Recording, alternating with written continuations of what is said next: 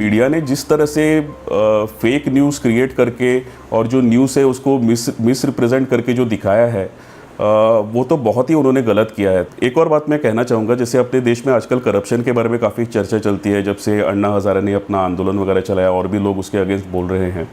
लेकिन ये जो करप्शन है, इससे आर्थिक हानि होती है, देश की संपदा लूटी जा रही है। लेकिन मुझे लगता है इससे कई ज़्यादा हानि होती है ये जो मीडिया में करप्शन है उससे होती है, क्योंकि मीडिया के करप्शन से ये हो रहा है कि भारतवासियों की विचारधारा पे कंट्रोल और मैनिपुलेशन किया जा रहा है, और वो इस तरह से मैनिपुलेशन किया जा रहा है वो खुद की संस्कृति के अगेंस्ट हो रहे हैं और अपने ही हिंदू गुरुओं के अगेंस्ट वो भी बोलने लगे हैं।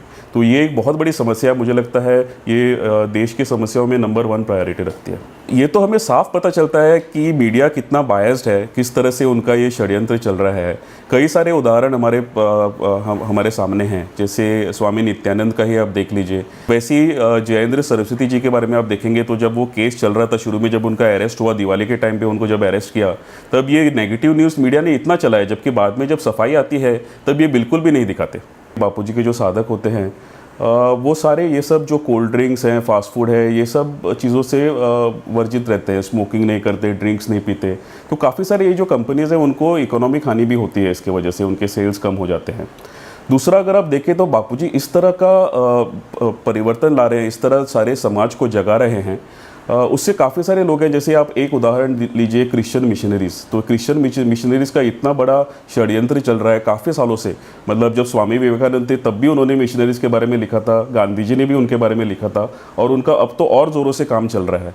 और जब बापूजी जैसे इन सारे भारतवासियों को जगा रहे हैं तो इनके इस षड्यंत्र में बाधा आ जाती है। तो डेफिनेटली ये ट्राई करते हैं कि किसी न किसी तरह से बापूजी का जो ये काम चल रहा है समाज में वो बंद हो जाए। मैं तो टेक्नोलॉजी से ही जुड़ा आदमी हूँ, मेरा जो व्यवसाय है वो भी टेक्नोलॉजी में है। तो मैं जो पहले बोल रहा था कि हमारा जो वेस्टर्न एजुकेशन है उसके वजह से हमको लगता है कि ये जो हमारे आध्यात्मिक जो है, माला जपना वगैरह, ये सब नॉन साइंटिफिक है, जबकि ये बिल्कुल भी नहीं है।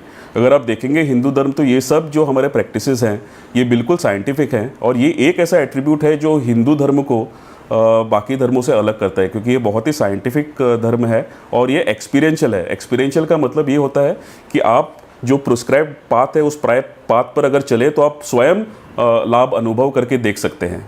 इसका मतलब है एक्सपीरियंशियल।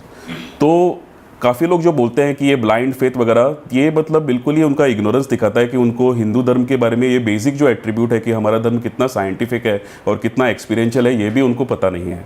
मेरे युवाओं के लिए ये संदेश होगा कि उनकी जो धरोहर है, उनकी जो हेरिटेज है, देखिए हम सब मतलब ऋषि परंपरा से आए हुए हैं, और ये जो हमारे हेरिटेज है यही हमारा असली धन है। और आज का सिचुएशन ऐसा है कि हम ये जो हमारी हेरिटेज है इससे पूरी तरह से वंचित रह गए हैं, क्योंकि ये इतने सालों से ये षड्यंत्र चला आ रहा है, जिस तरह से एजुकेशन हमको दिया जा रहा है। तो आज के दिन में ये बहुत ही इम्पोर्टेंट है कि हम वापस अपने उस हेरिटेज के बारे में पढ़ें, साधु संतों के चरणों में जाएं, आशाराम जी बापू जैसे सद्गुरु के पास जाके हम अपनी उस संस्कृति के बारे में जानें और हम अपनी आध्यात्मिक उन्नति करें।